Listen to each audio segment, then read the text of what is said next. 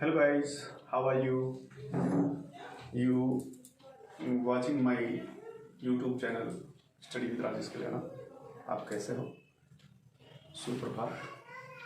आशा करता हूँ आप सब बढ़िया होंगे। थोड़ी सर्दी चल रही है तो अपना बचाव रखें और ये मौसम भी पढ़ने का है तो अपनी स्टडी को भी जारी रखें। तो अपना आज का जो टॉपिक है हार्ट, इसको शुरू करने से पहले मैं आपको बता देना चाहता हूँ कि मेरे जितने भी टॉपिक्स होंगे वो चाहे बोर्ड की परीक्षाएं हो या फिर कोई भी आने वाला जो कंपटीशन हो, जैसे रीट है या पटवारी है या लेक्चरर है या फिर आरएस है, उन सब के लिए भी उपयोगी रहेगा। तो क्योंकि आजकल जितने भी कंपटीशन आ रहे हैं उन सब के अंदर जनरल साइंस एक अपने आप में अहम भूमिका निभाने वाला टॉपिक बन चुका है। तो ज़्यादा बातें नहीं करते हैं, अपने कंटिन्यू करते हैं आज का टॉपिक तक। तो आज के टॉपिक के अंदर हम पढ़ेंगे आज हार्ट के बारे में। हार्ट के बारे में पढ़ेंगे जिसको आप हृदय कहते हैं। तो हृदय क्या है, ये यहाँ पे आपने इसको डिनोट किया है, इसका जो डायग्राम है उसको प्लॉट किया है। देखिए, हृदय एक पेशीय ऊतक से बना मांसल खोखली संरचना होती है जो सारे शरीर के अंदर ब्लड को पंपिंग करती है, यानी कि एक मोटर की तरह कार्य करती है। इसका जो रंग है वो कैसा होता है? इसका जो रंग है वो पिंक होता है, गुलाबी होता है। इसकी जो स्थिति होती है, सिचुएशन होती है, वो जो अपनी रीढ़ की हड्डी होती है कशेरुकदाने, उसके दोनों ओर होती है, लेकिन थोड़ा सा ये बाईं ओर लेफ्ट साइड में खिसका रहता है। इसलिए कहते हैं कि जो हार्ट होता है वो लेफ्ट की ओर होता है लेकिन होता राइट है। तो देखिए, इसका जो वजन है वो 300 ग्राम के लगभग होता है। इस पर दो प्रकार के आवरण पाए जाते हैं। ये देखो, एक ये आउटर आवरण है, आउटर लेयर है, और एक इनर लेयर है। तो इन आवरणों को हम हृदय आवरण कहते हैं। जो बाहर का आवरण है उसका नाम है पेराइटल स्तर, पेराइटल लेयर्स, और जो इंटरनल जो लेयर्स है उसको हम विसरल स्तर कहते हैं। इन दोनों के बीच में एक फ्लूइड या लिक्विड भरा होता है। ये जो लिक्विड है क्या काम करता है कि बाहरी आघातों से, बाहरी चोटों से या बाहरी हलचल से हार्ट को क्या करता है? प्रोटेक्ट करता है, उसकी सुरक्षा करता है। मैं ज्यादातर इसका एग्जाम्पल इस प्रकार लिया करता हूं कि एक किसी भी पदार्थ को, जैसे मान लो कि पनीर है, उसको एक थैली में बांध लिया कस के। अब उस थैली को हमने एक ऐसे दूसरी थैली में डालना है जिसके अंदर मान लो थोड़ा सा दही डाल लिया पहले। अब उसको उसके अंदर डाल दिया तो कितनी लेयर्स होगी? एक आउटर, एक इनर, और बीच में क्या होगी? दही क्या होगी? एक हिसाब से क्या होगी? फ्लूइड की तरह कार्य करेगी, प्रोटेक्शन फ्लूइड की तरह। ठीक है, तो इस प्रकार से हम इसको समझ सकते हैं। अब बात करते हैं हम कि हृदय की जो आवरण है उसको हम पेरिकार्डियल कहते हैं, पेरिकार्डियम, उसको हम पेरिकार्डियम कहते हैं। जो लेयर होती है उसको हम पेरिकार्डियम कहते हैं। यहाँ पे मैं लिख देता हूँ, यहाँ पे पेरिकार्डियम, पेरिकार्डियम, इसको हम पेरिकार्डियम कहते हैं। अब बात करते हैं कि इसके अंदर दो प्रकार के कपाट पाए जाते हैं। एक तो 3 वाल्वों से बना हुआ, एक 2 वाल्वों से बना हुआ। जो दायां भाग है ये इसका हार्ट का जो है, ये इसका राइट साइड है और ये इसकी लेफ्ट साइड है। तो देखिएगा इसके अंदर जो राइट साइड है उसमें 3 प्रकार के कपाट पाए जाते हैं, 3 कपाट पाए जाते हैं। और जो बाईं साइड है उसमें 2 कपाट पाए जाते हैं। बाईं साइड में पाए जाने वाले को द्विबलन कपाट कहते हैं, और जो दाईं साइड में पाया जाता है उसको हम त्रिबलन कपाट कहते हैं, या इसको मेट्रिल कहते हैं। मेट्रिल या त्रिबलन कपाट कहते हैं। कपाट मतलब वाल्व, जो वन वे। वाल्व क्या होते हैं? जो किसी भी लिक्विड पदार्थ को या किसी भी पदार्थ को वन वे करे, एक ही दिशा उसको डायरेक्ट करे। अब देखिए, ब्लड अगर आलिंद से नीले में आ जाता है तो फिर क्या होता है कि वापस नीले से आलिंद में नहीं जाता। तो देखिएगा, इसके अंदर अपने हमारा जो हृदय है वो 4 कोष्ठीय है, उसमें 4 चैम्बर पाए जाते हैं। 4 चैम्बर, कितने? 4 चैम्बर। ऊपर वाली जो चैम्बर्स है, जो कक्ष है, उनको हम आलिंद कहते हैं, और नीचे वाले जो कक्ष है उनको हम क्या कहते हैं? नीले कहते हैं। आलिंद थोड़े छोटे होते हैं और नीले उनकी अपेक्षा में थोड़े बड़े होते हैं। तो देखिएगा, ये आपस में क्या होते हैं? अलग अलग होते हैं। किसके द्वारा? इन झिल्लियों के द्वारा, इन हृदय की कपाटों के द्वारा अलग अलग होते हैं।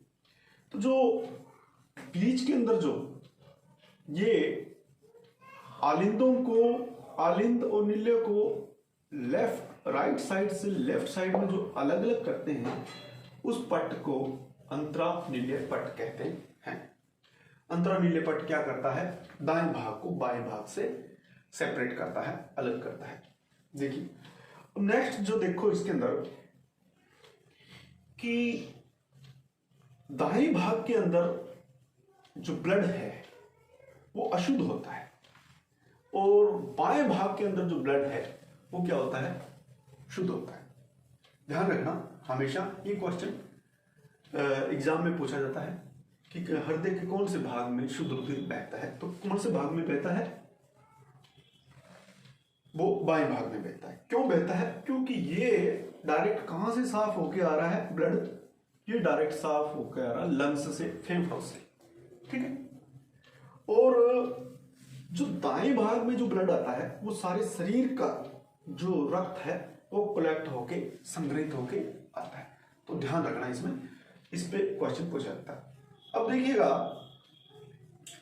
कि यहां पे ही अपने अगर बात करें तो जो अशुद्ध ब्लड है उसको हमने नीले कलर से और एक स्पाइरिकल या सर्किल ऐसे अलग तरीके से इसको दर्शाया, और जो शुद्ध ब्लड है उसको मैंने डायरेक्ट सीधी रेखा के द्वारा दर्शाया और रेड कलर से दर्शाया। अब देखिए, इसमें अगर हम ब्लड सर्कुलेशन की बात करें तो देखिएगा कि ब्लड सर्कुलेशन कहाँ होता है, कैसे होता है, उसके बारे में अगर देखें, उससे पहले देखो कि ये जो भित्तियां हैं इसकी, ये भित्तियां यहाँ पे मैंने देखो, ये भित्तियां थोड़ी सी मोटी है। ये भित्तियां जो थोड़ी सी नीचे वाली जो भित्तियां हैं थोड़ी सी बड़ी है, मोटी है। क्यों मोटी है? ये मैंने मोटा थोड़ा सा अस्तर इसका बनाया है, क्योंकि इस भाग को थोड़ा सा प्रेशर ज्यादा लगता है, दबाव लगाना पड़ता है। इसलिए सारे शरीर के अंदर ब्लड को पंप करने के लिए, सारे शरीर में रक्त को पंपिंग करने के लिए इनकी भित्तियों पर थोड़ा सा ज्यादा प्रेशर बल लगता है। इसलिए इसकी भित्तियां क्या होती है? आलिंद की भित्तियों की अपेक्षा, जो आलिंद ऑरिकल है उसकी भित्तियों की अपेक्षा क्या होता है? थोड़ा सा मोटाई ये होता है। तो इस बात का गाइस थोड़ा ध्यान रखें।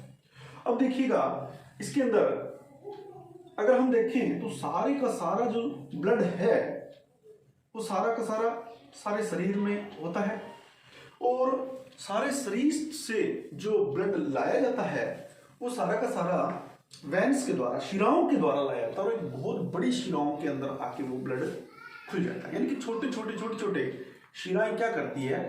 वो ब्लड को लेकर आती है और इकट्ठा कर देती है किसके अंदर? एक बड़ी शिरा के अंदर। इस शिरा का नाम हमने क्या लिखा? महाशिरा। ये महाशिरा के अंदर, जैसे अपने एक हिसाब से बात करें कि शहर के अंदर गलियां, छोटी छोटी नालियां, वो एक नाले में खुलती है।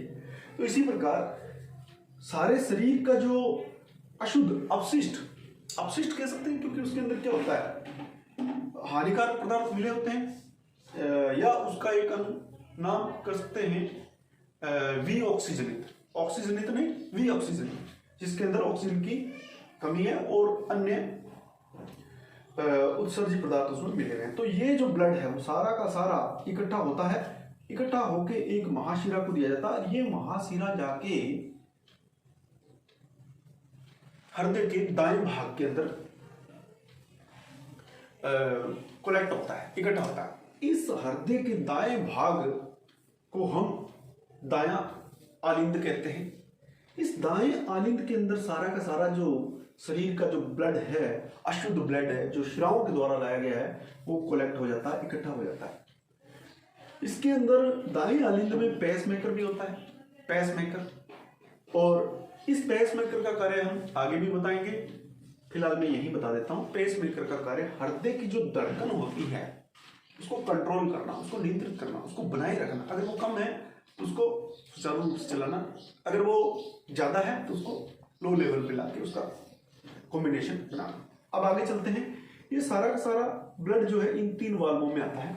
इन 3 वाल्वों में जैसे ही आता है ब्लड, तो ये आलिंद में आ जाता है। आलिंद में आने के बाद में ये जो है एक धमनी है जिसका नाम है पल्मोनरी धमनी।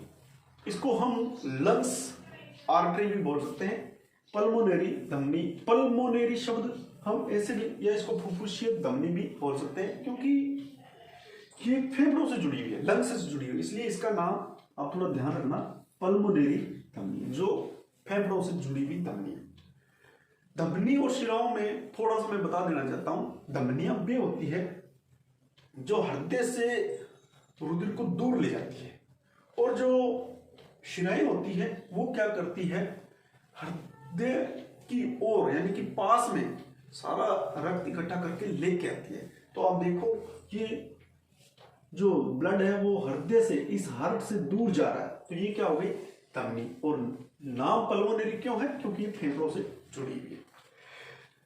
अब दूसरा पॉइंट इसमें मैं बताना चाहता हूं यहीं पे, कि जो धमनियां होती है उसमें हमेशा शुद्ध ब्लड बहता है, शुद्ध रुधिर बहता है। लेकिन यहाँ पे क्या है, यहाँ पे तो इस पल्मोनरी धमनी में तो कौन सा ब्लड बह रहा है, अशुद्ध बह रहा है।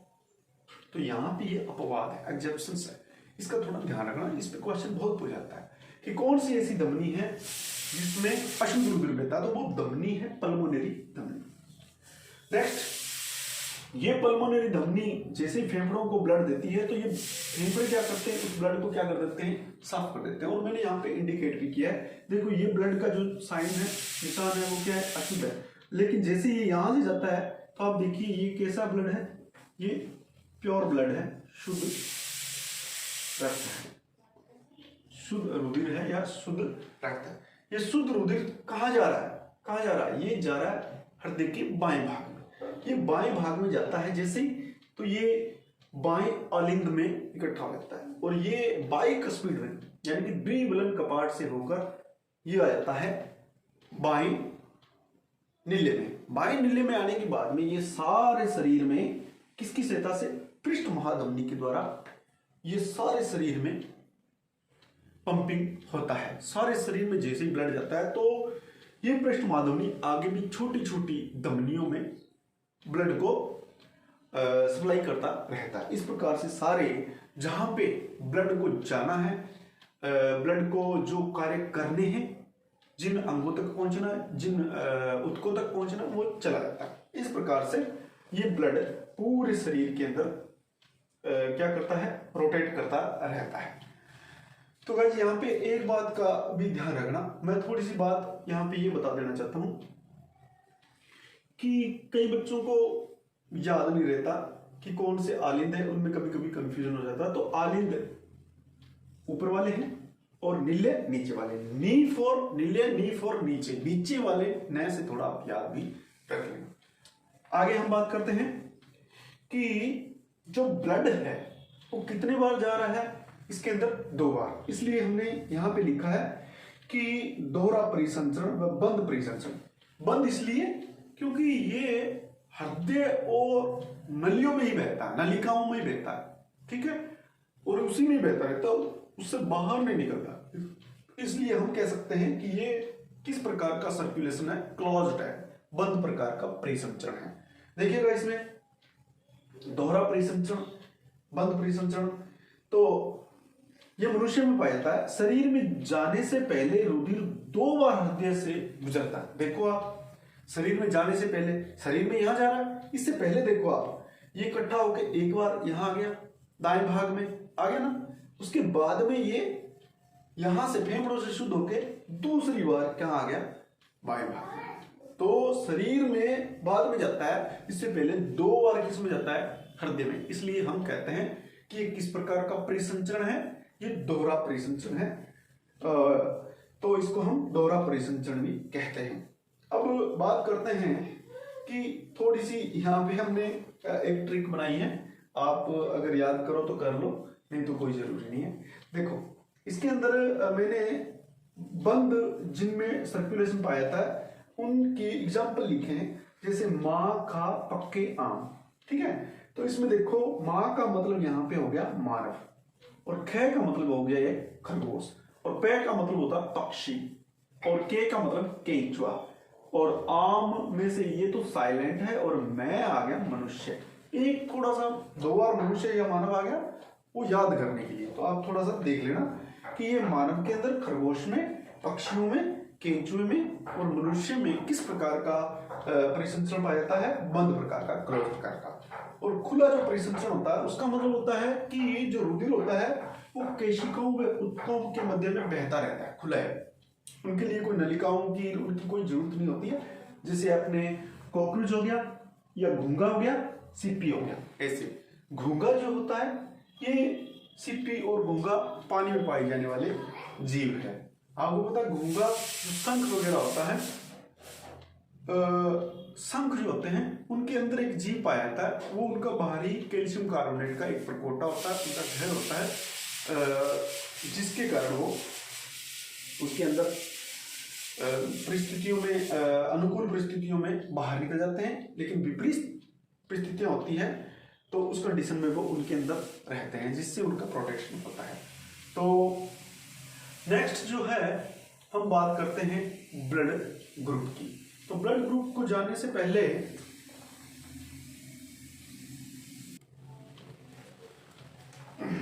तो गाइस देखिए,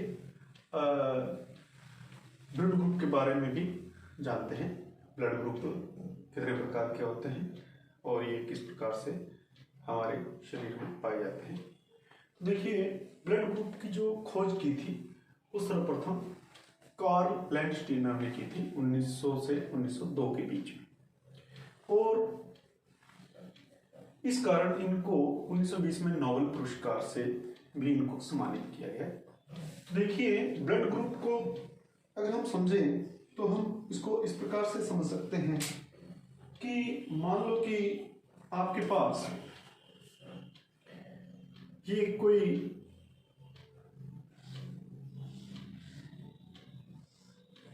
हम यहाँ पे इस टाइप से कुछ चीजों का निर्माण करते हैं। मान लो ये कोशिकाएं हैं, सेल्स है। अब इस कोशिकाओं के अंदर हम देखते हैं कि इनकी आरबीसी के अंदर एक प्रतिजन पाया जा रहा है जिसका नाम है ए, ठीक। और इसके कोशिका के अंदर पाया जा रहा है प्रतिजन बी। नेक्स्ट हम बात करते हैं उसी प्रकार से, मान लो ये एक सेल्स है, इन सेल्स के ऊपर ये कोशिका ऐसी है जिसके ऊपर ए भी पाया जाता है और बी प्रतिजन पाया जाता है, और एक कोशिका यहाँ पे इस टाइप से है जिसके अंदर किसी प्रकार का प्रतिजन नहीं पाया जाता। सॉरी, तो देखिएगा इसमें आप कि जिसकी आरबीसी पर ये जो प्रतिजन होता है वो आरबीसी पर पाया था, आरबीसी की बाहरी मेम्ब्रेन पर प्रतिजन पाया था। ये जो प्रतिजन है ए वाला, इसका जो ब्लड ग्रुप होगा वो कैसा होगा, ए होगा। इसका ब्लड ग्रुप कैसा होगा, ए होगा। और जिस पर बी प्रतिजन पाया था उसका ब्लड ग्रुप कैसा होगा, बी होगा। और जिस पर ए और बी दोनों पाए जाते हैं उसका ब्लड ग्रुप होगा ए बी। और जिस पर पाया नहीं जाता उसका ब्लड ग्रुप क्या होगा? जीरो। तो हम इसको जीरो को जीरो लिख दो या ओ लिख दो, एक ही बात। देखो इसके अंतर्गत ये जीरो भी पहले बोला जाता था प्रतिजन की अनुपस्थिति के कारण। बाकी इनका नाम हमने अल्फाबेट से लिया तो इसका नाम भी हम अल्फाबेट से लेने लगे, ठीक है। तो इसका आप ध्यान रखना। अब यहां पे थोड़ी बात करते हैं कि जो ए जिनके पास जिनका ब्लड ग्रुप ए है उनमें एक प्रतिरक्षी बना, उस प्रतिरक्षी को हम यहां पे लिख देते हैं कि इस पे एक प्रतिरक्षी बना किस प्रकार का? बी प्रकार का, स्मॉल बी, ठीक है। और यहां पे प्रतिरक्षी बना स्मॉल ए, और यहां पे प्रतिरक्षी नहीं बना, ए बी में नहीं बना, लेकिन यहां पे दोनों प्रकार के प्रतिरक्षी एंटीबॉडीज बन गए। तो गाइस इसको हम इस प्रकार से समझते हैं कि मैं अक्सर बच्चों को समझाया करता हूं कि एक ही पार्टी चल रही है और गेट के ऊपर जो बैठा है वो उसको बता रखा है कि बी वाले को नहीं आने देना। तो ये ए वालों को तो आने देता है लेकिन बी वाले को नहीं आने देता, ठीक है। इसी प्रकार जो बी की पार्टी चल रही है उसमें निषेध किया गया है ए वालों को, तो ये बी वालों को तो आने देगा लेकिन ए वालों को रोकेगा। उसी प्रकार से इसके अंदर हम बात करते हैं,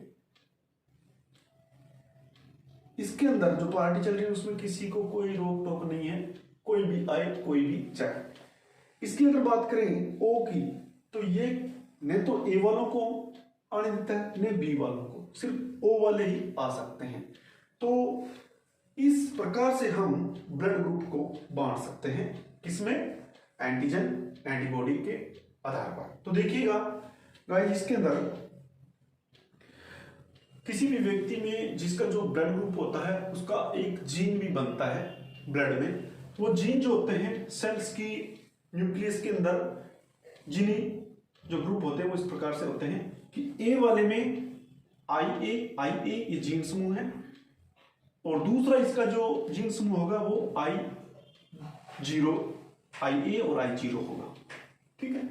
बी वाले के अंदर अब देखो इसके अंदर हम बात करते हैं ब्लड ग्रुप ए वाले के अंदर कौन सा एंटीजन पाएगा? ए। और प्लाज्मा के अंदर जो एंटीबॉडीज बनेगी वो किस प्रकार की बनेगी? बी प्रकार की। और ये रक्त किससे ले सकता है? ए से भी ले सकता है और दूसरा ओ से। ओ से तो सारे ले सकते हैं, ध्यान रखना। और इसमें जीन समूह कौन सा बनेगा? इसको अगर देखें ए कैपिटल ए को तो IA ये प्रभावी होंगे, ये प्रभावी होंगे। और दूसरा जो जीन बनेगा जीन समूह IA और I0, ये ध्यान रखना। उसी प्रकार बी की बात करें अगर, बी में जो अपने एंटीजेंस बनेगी बी और जो एंटीबॉडीज बनेगी प्रतिरक्षी बनेगा वो ए प्रकार का बनेगा स्मॉल ए। और ये रक्त किससे ले सकता है? बी से ले सकता है और ओ से ले सकता है। और बी प्रभावी है IB और IB और I0 दो प्रकार के जीन बने। ए बी में ए से भी ले सकता है, बी से भी रक्त ले सकता है, ध्यान रखना ये सबसे रक्त ले सकता है। लेकिन इसमें एंटीजन कितने प्रकार के? दो प्रकार के। एंटीबॉडीज किसी भी प्रकार की इसमें नहीं है, एंटीबॉडीज नहीं बनाई इसमें। देखो आप इसमें देखो आप रक्त किससे ले सकता है? ए से भी, बी से भी, ए बी से भी और ओ से भी। लेकिन इसमें जीन समूह IA और IB ही बनेगा, I0 नहीं बनेगा। ओ के अंदर देखिए आप किसी प्रकार की भी एंटीजन है नहीं, वैसे भी हमने इसको 0 कहा लेकिन इसको O अब कहने लगे। प्लाज्मा में एंटीबॉडीज दो प्रकार की बनेगी, A और B। ये न तो A को आने देगा न B वाले ब्लड को आने देगा, यानी कि इसमें दोनों प्रकार के A और B ब्लड ग्रुप नहीं चढ़ेगा। अब रक्त किससे ले सकता है? सिर्फ O से ले सकता है। और इसमें जो जीन समूह है वो कैसा बनेगा?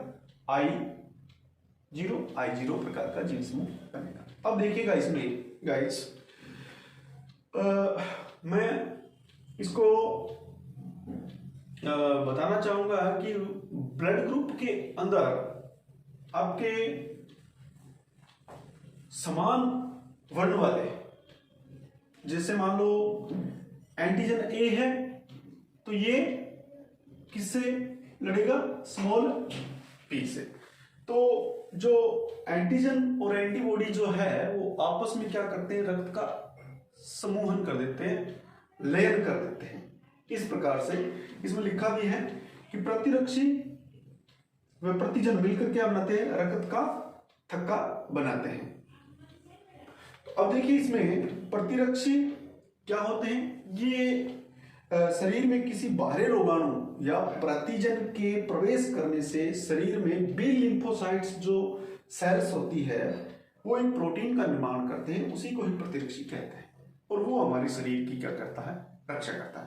प्रतिजन, अब प्रतिजन कुछ भी हो सकता है, चाहे वो अपने कोई मेडिसिन ले, वो औषधि हो सकती है, या कोई रोगाणु हो सकता है जैसे आजकल वायरस चल रहा है, या फिर कोई बैक्टीरिया हो सकता है जो हमारे शरीर को रोगी करे, कुछ भी ऐसी एलर्जी वाली या कुछ भी ऐसी चीज हो सकती है जो प्रतिजन होती है। लेकिन हमारा शरीर जो होता है वो उसके विरुद्ध लड़ने के लिए ऐसी प्रोटेक्ट सेल्स का निर्माण करता है, जिसको हम क्या कहते हैं, एंटीबॉडीज। तो इसका आप थोड़ा ध्यान रखना। अब गाइस हम थोड़ा आगे नेक्स्ट चलते हैं और इसमें समझते हैं थोड़ी सी बात और कि यूनिवर्सल डोनर और यूनिवर्सल एक्सेप्टर किसे कहते हैं। अगर हम देखें ए को, ए और इधर लिखते मान लो बी, और इधर लिखते मान लो ए बी, और इधर लिखते ओ। तो जो ओ वाला है, ओ वाला जो है ये सबको ब्लड दे सकता है, ये ए को भी दे सकता है, ये बी को भी दे सकता है, और ये ए बी को भी ब्लड दे सकता है। तो इसको हम क्या लिख सकते हैं, इसको हम लिख सकते हैं सर्वदाता। ओ को हम यहां पे लिख सकते हैं सर्वदाता, यूनिवर्सल डोनर। अब देखें अगर कि ए बी सबसे ब्लड ले सकता है, ये इससे भी ले सकता है, ये बी से भी ले सकता है। ए वाला किसको ब्लड दे सकता है, ए बी को भी दे सकता है, और साथ में किसको दे सकता है, ए को भी दे सकता है, ठीक। और बी वाला किसको दे सकता है ब्लड, बी को दे सकता है, और साथ में ए बी को भी दे सकता है। ओ वाला किसको ब्लड दे सकता है, सिर्फ ओ को ही दे सकता है। ये हो गया आपके सर्वग्राही, इसको हम कह सकते हैं सर्वग्राही, सर्वग्राही, ठीक है, यूनिवर्सल एक्सेप्टर। तो इस प्रकार से थोड़ा आप इसका ध्यान रखना। तो ठीक है मित्रों, आज का अपने जो टॉपिक है वो यहीं समाप्त करते हैं। नेक्स्ट टॉपिक हम इसके बारे में थोड़ी सी और चर्चा करेंगे, और आगे हम आरएस फैक्टर के बारे में चर्चा करेंगे। आरएस फैक्टर में अपने ब्लड जो है ए पॉजिटिव, ए नेगेटिव, और रक्त कोरकता, ब्लास्टोसिस फीटलिस के बारे में भी हम बात करेंगे। तो आप लोगों ने ये जो वीडियो देखा, उम्मीद करता हूँ ये आपके भविष्य में काम आएगा आने वाली प्रतियोगिता परीक्षाओं में। तो थैंक यू दोस्तों, जय हिंद, जय भारत।